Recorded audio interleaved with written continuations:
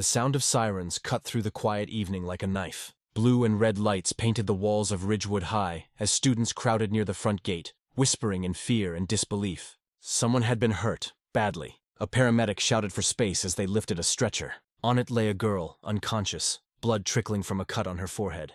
Her name was Amara Carter, 16 years old, honors student, bright smile, now barely breathing.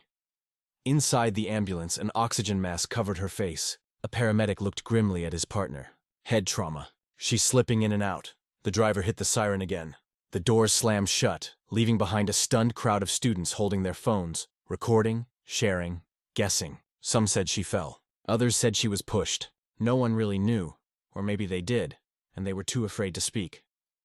At the hospital, Leona Carter stood frozen in the hallway.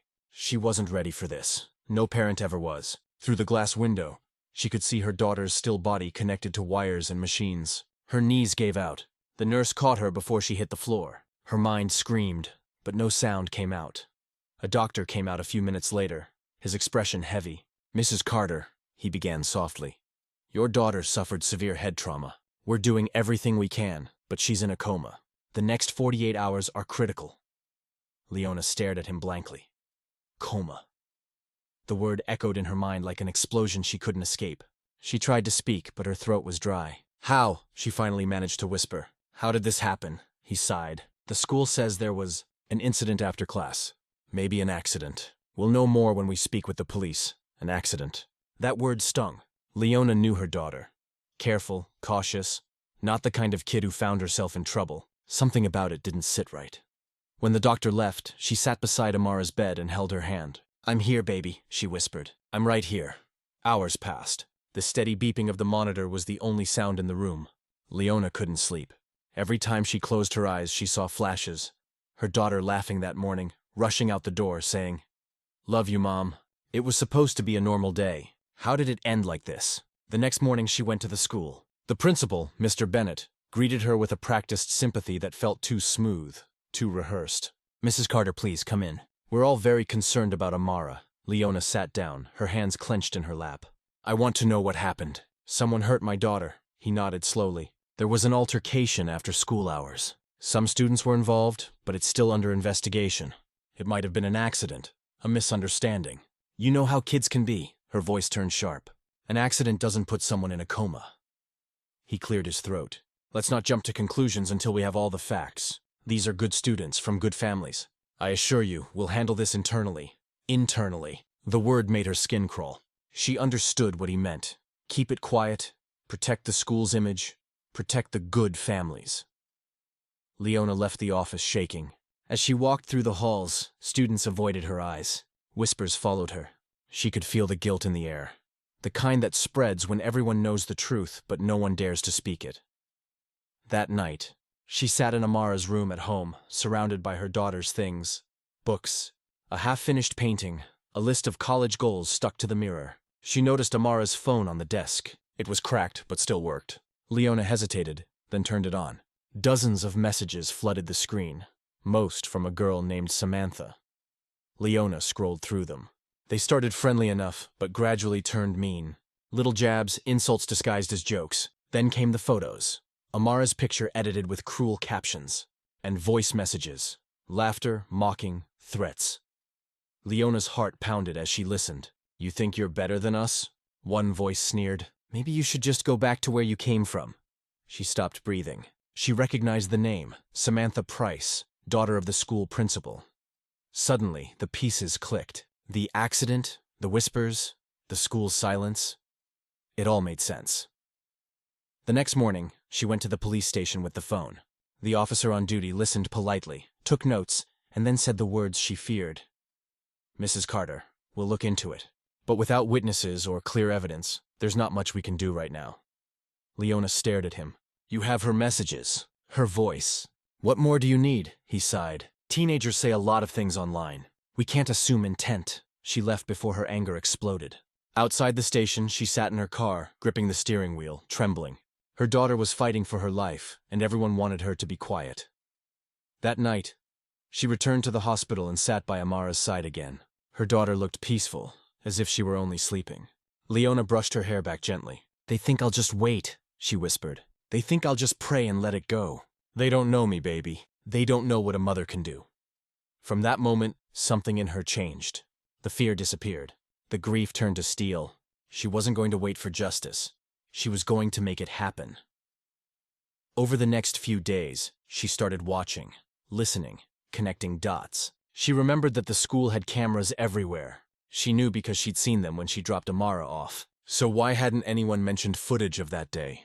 Leona worked as an investigative journalist for a local paper. She wasn't a tech genius, but she knew how to find the truth. Using her contacts, she got access to the school's network after hours. What she found made her stomach twist. Several camera files from the day of the attack were missing, deleted. Not randomly, but carefully, one by one. Security logs showed that the deletions came from the principal's computer. She leaned back in her chair, heart racing. The cover-up wasn't just a suspicion anymore, it was real. But that wasn't enough. She needed proof of who did it, so she dug deeper. Using a recovery tool, she restored fragments of one of the deleted videos. The image was blurry, but she could make out shapes. 5 students behind the gym, one of them clearly Amara. She saw a shove, a struggle, and then a fall. The video cut off before the end, but it was enough. Leona sat there shaking, a mix of rage and grief boiling inside her. She looked at the screen, tears in her eyes. "I told you, baby," she whispered. "I'm going to make them pay." The next day, she went back to the school, but not as a mother asking for answers. This time, she was a reporter chasing a story. She asked quiet questions, pretending to be calm. Students avoided her. But she noticed how some of them looked scared, especially the group that always hung around Samantha. At lunch, she overheard them whispering near the courtyard. "She's looking for us," one said. "My dad says we just have to keep quiet. No one can prove anything." Leona walked past them, pretending not to notice, but she recorded every word on her phone. That night, she sat at her desk, reviewing everything. Messages, audio, partial video, overheard conversations. It wasn't a complete picture yet, but it was enough to start something. She created a new email account under a fake name and sent anonymous copies of the evidence to a few local reporters and the school board. The subject line read, "Hidden Truth at Ridgewood High." Then she waited. The next morning, it began. Posts appeared on social media, screenshots leaked, whispers turned to outrage. Parents demanded answers. News vans parked outside the school. The principal called a meeting and tried to calm everyone down. "We're investigating these rumors," he said into the microphone. "Please don't jump to conclusions." But it was too late. The students knew. The teachers knew. And the story was spreading faster than anyone could control. Leona watched the chaos unfold from her car, parked across the street. For the first time in days, she smiled, a small, cold smile. This was just the beginning. She looked at the school building and whispered, "You buried the truth. Now I'll bury your lies." And with that, the mother who once believed in justice decided to take it into her own hands. The next few days at Ridgewood High were nothing short of chaos. Rumors spread like wildfire. Parents demanded meetings, teachers whispered in corners, and students avoided eye contact in the hallways. Someone had leaked proof that the school was hiding something big. The principal, Mr. Bennett, looked more exhausted each day. His cheerful tone had vanished. Reporters camped outside the gates, shoving microphones in his face. "Is it true the attack was covered up?" they asked. "Was your daughter involved?" He always said the same thing. No comment. Leona watched from a distance. She didn't speak to reporters, didn't post online, didn't draw attention to herself. She wanted the truth to spread naturally, to eat away at the school from the inside, but she wasn't done yet. That evening, she met with one of Amara's classmates, a quiet girl named Lucy, who had been one of the few kind faces at the hospital. They met at a small cafe after school, away from prying eyes. Lucy looked nervous. She stirred her drink repeatedly, avoiding Leona's eyes. "Mrs. Carter," she whispered, "I shouldn't be here. If they find out—" Leona leaned forward. "I know, but I need to understand what happened that day. Please." Lucy bit her lip. For a moment she was silent. Then she spoke. "Samantha and her friends cornered Amara behind the gym. I wasn't there the whole time, but I saw them push her. She fell. They freaked out and ran. Then Mr. Bennett came and he told everyone to keep quiet. He said Amara tripped." Leona's eyes narrowed. "He told you not to talk?" Lucy nodded quickly. "He said if we told anyone, we'd be expelled. And our parents? They're afraid of him." Leona sat back, her heart pounding. "Thank you, Lucy. You did the right thing." Lucy's eyes filled with tears. "I'm sorry. I should have helped her. She was so nice to everyone." Leona reached across the table and squeezed her hand. "You can still help her. That night, Leona's plan grew sharper. She now had a witness, even if the girl was scared to speak publicly. She had partial video footage, text messages, and a voice recording of Samantha mocking Amara. But she needed one final piece, the full video. She was sure it existed, hidden somewhere on the school's system. She called in a favor from an old friend, Marcus, a cybersecurity expert she'd worked with during an investigative story years ago. He owed her a few. When she told him what happened, his voice hardened. "Send me the school's server address. I'll see what I can find." Within hours, Marcus called back. "You were right," he said. The footage wasn't just deleted. It was archived on a private drive, accessible only to the principal. Leona's stomach twisted. "Can you get it?" There was silence for a few seconds. Then the sound of furious typing. "Got it. Sending it to your email now. But Leona, be careful. This thing, it's bad." She opened the file as soon as it arrived. Her hands trembled as the video started playing. It showed exactly what she feared. Samantha and 4 other students surrounding Amara. One of them shoved her. Another grabbed her arm. She tried to fight back, shouting for them to stop. Then came the fatal push, Amara's head hitting the concrete with a sickening crack. The group froze, panicking. "Oh my God, she's not moving," Samantha screamed. Someone yelled, "We have to go!" They all ran. Moments later, the camera caught the principal rushing in, looking around. Instead of calling for help, he bent down, picked up Amara's phone, and slipped it into his pocket. Then he looked directly at the camera, before cutting the power. Leona sat back, shaking. Her eyes burned with tears, but not from sadness. From rage. That night she didn't sleep. She sat by her daughter's bed, watching her chest rise and fall, listening to the rhythmic beeping of the monitor. "They hurt you," she whispered. "And he protected them. He thought he could erase it, but I've got everything now." In the morning, she dressed carefully. Dark coat, calm expression. She went to the school, acting as if she were there to check on the investigation. Inside, students whispered as she passed. Teachers looked away. Everyone knew something was about to happen. The principal greeted her stiffly. "Mrs. Carter, I understand you're upset." She cut him off. "Don't pretend to care. You watch my daughter get buried under your lies." He sighed. "That's a serious accusation." "Not an accusation," she said. "A statement." He straightened his tie, feigning calm. "If you're here to cause trouble, I'll have to ask you to leave." Leona leaned forward, voice low but sharp as a blade. "You should be more worried about what's coming next." That evening, at precisely 7 o'clock, a video appeared on social media, posted anonymously. The caption read, "The truth about Ridgewood High." It spread like wildfire. Within an hour, it had tens of thousands of views. The footage was undeniable. Everything from the attack to the cover-up. News outlets picked it up. Parents flooded the school board with calls. Reporters surrounded the Bennett home. Samantha's name trended online for all the wrong reasons. Her parents tried to deny it, claiming the video was edited, but no one believed them. At school, chaos erupted again. Students whispered in hallways, some crying, others angry. Teachers refused to speak to the press. The district superintendent arrived the next morning, demanding an immediate investigation. Mr. Bennett was suspended that day. His face was pale as he walked out of his office, escorted by police. But for Leona, it wasn't enough. She had exposed them, yes, but justice still hadn't been served. The police reopened the case, but investigations took time. Meanwhile, Samantha and her friends were still walking free. That night, Leona stood in front of her bathroom mirror. Her reflection looked unfamiliar, cold, determined, tired but unbroken. She thought of all the parents who had lost children and never got answers. She thought of Amara lying motionless in that hospital bed. She wasn't going to let time wash this away, so she decided to go one step further. Leona gathered every message, every recording, every piece of proof, and compiled it into a long, detailed exposé. It wasn't just about the attack anymore. It was about the system that protected the guilty. The racism, the favoritism, the silence. She sent it to every major news outlet in the city. The next morning, headlines exploded. Elite school cover-up. Principal's daughter linked to brutal attack. Mother uncovers hidden truth behind teen's coma. The story spread across the nation. Ridgewood High became a symbol of corruption and privilege. Sponsors withdrew funding. Parents pulled their children out. Teachers quit. Leona watched the downfall from her car, parked outside the building once again. She thought she'd feel satisfaction, but instead, she felt empty.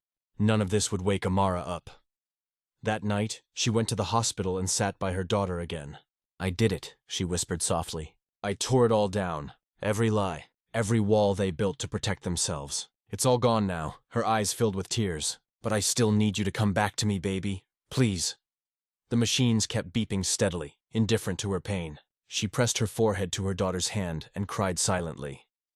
Then, just as she was about to leave, something happened. Amara's fingers twitched. Leona froze, staring. "Amara?" she whispered. It happened again. Slight movement, then a faint sound. A groan. The monitor beeped faster. Nurses rushed in, calling for the doctor. Hours later, the doctor came out smiling for the first time. "She's stable. She's starting to wake up." Leona's knees almost gave out. She covered her mouth, tears spilling freely. When she finally saw her daughter open her eyes, even for a few seconds, it felt like the world began to heal. Amara couldn't speak yet, but when her gaze met her mother's, it was enough. Leona held her hand tightly. "You're safe now. You don't have to fight anymore." The next morning, the news continued to roll in. Mr. Bennett arrested for obstruction of justice, Samantha and her friends charged for assault. The town that once ignored Leona now called her a hero. But Leona didn't care about fame or praise. All she cared about was sitting beside her daughter, whispering stories until she smiled again. A week later, she visited the ruins of Ridgewood High. The sign had been taken down.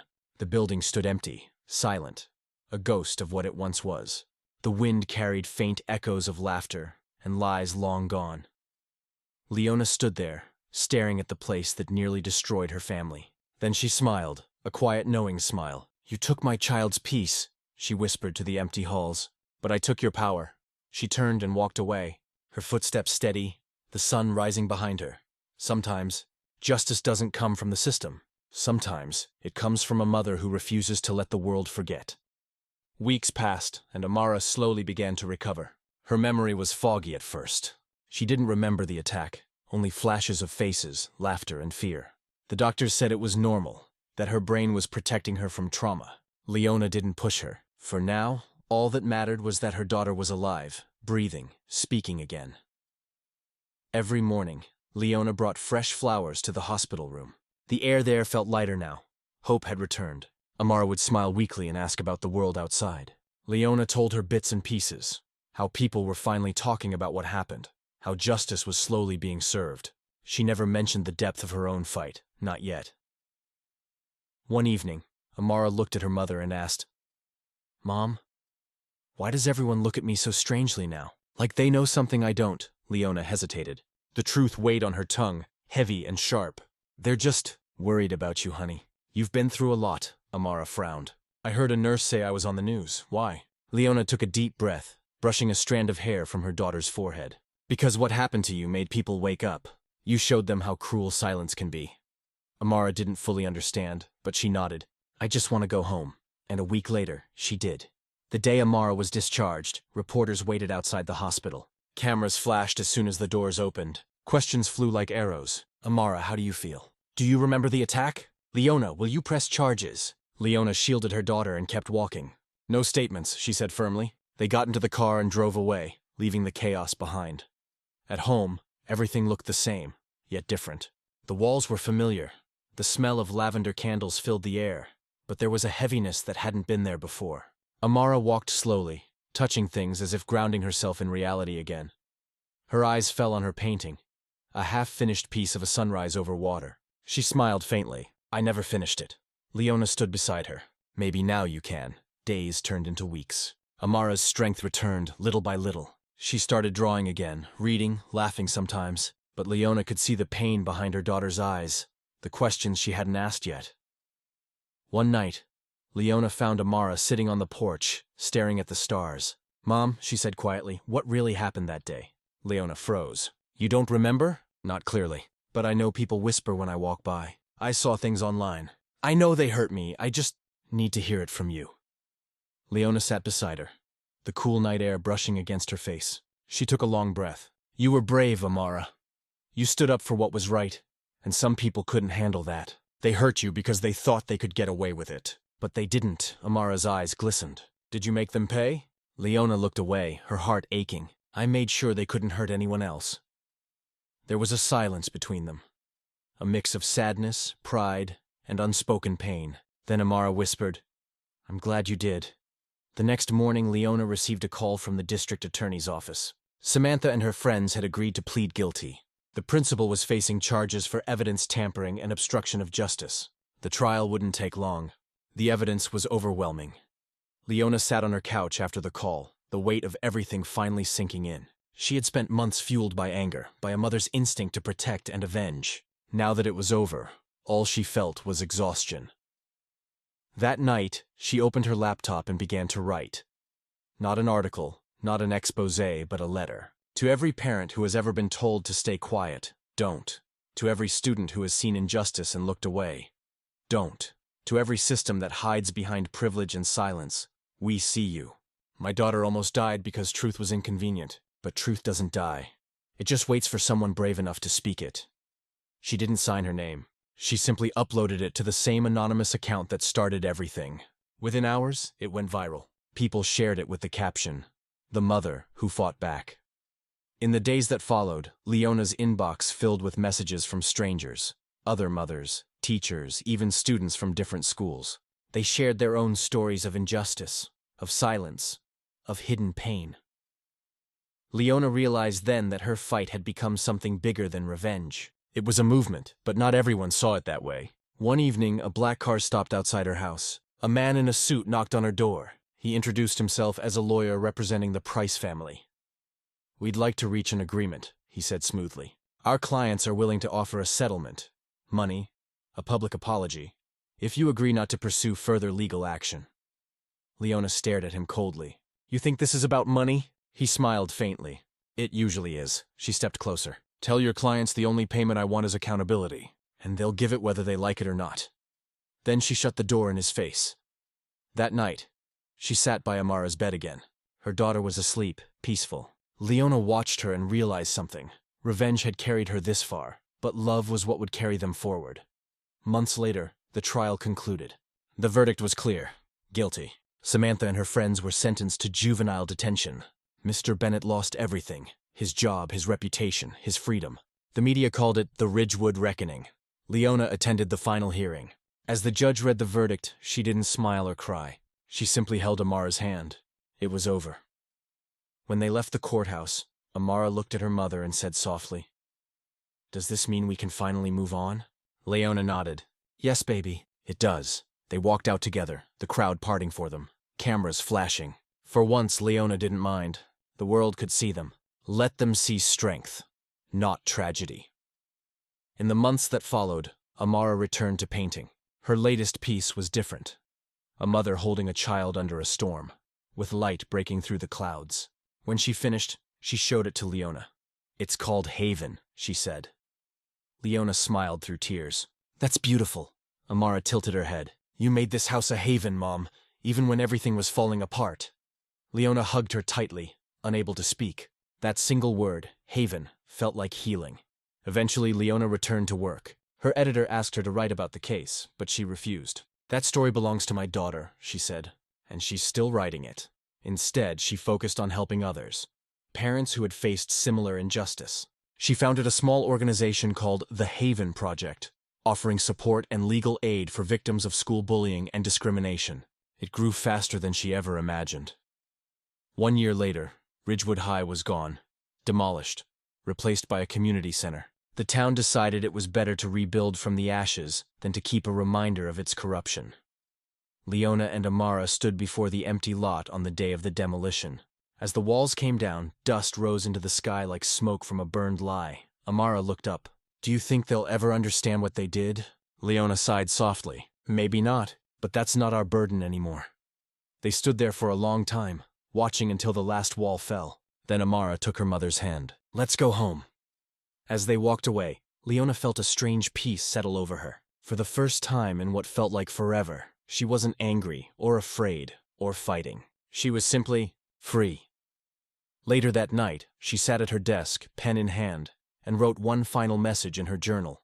Justice isn't always about punishment. Sometimes it's about truth being seen.